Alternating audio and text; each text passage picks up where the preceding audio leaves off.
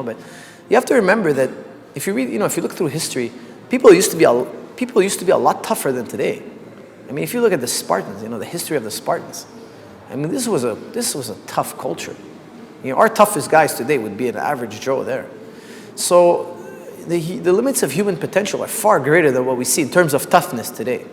Our societies are pretty soft these days, comparatively, right? We've dominated nature now. We have it at our beck and call now. You want a warm drink, you snap your fingers. You want a burger, it's a couple of bucks. You don't have to go and tame nature anymore. We've taken care of that.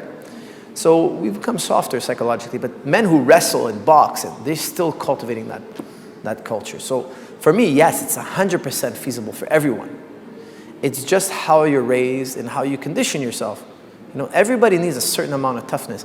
And today we have more resources, but more depression in the history of mankind. Why? Because we're so mentally weak. And that's why I say it's important to do combat sports. Not important to fight. I don't agree it's important to fight. That's for a certain select few who want to pursue that lifestyle. But you got to cultivate a toughness. And that's by wrestling, boxing, jiu-jitsu.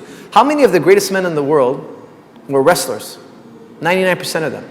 From Plato to Leibniz, they all wrestled. Okay? They all did some type of physical work. Not all of them, but the majority of them.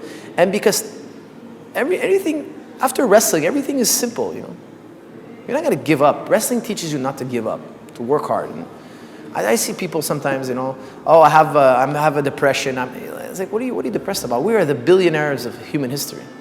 If you think about it, if you put all of human history on a timeline, we are the richest, most comfortable, most disease-free in terms of like the killer diseases, the plagues, and we're still crying and we're still miserable, etc. I mean, it's pathetic. It's pathetic. Really, it is. There were kings in the past that didn't have the luxuries we have today. If you're living at the line of poverty, you're still living better than 99% of human history. You still have a warm bed. You still have food. You have running water. You have a toilet, for goodness sakes. I mean, these are incredible things, but the mind is so warped that it only sees that it doesn't have. It doesn't see what it does have. And toughness is a huge factor in that. People are so mentally weak that they can't even enjoy the greatest time in human history.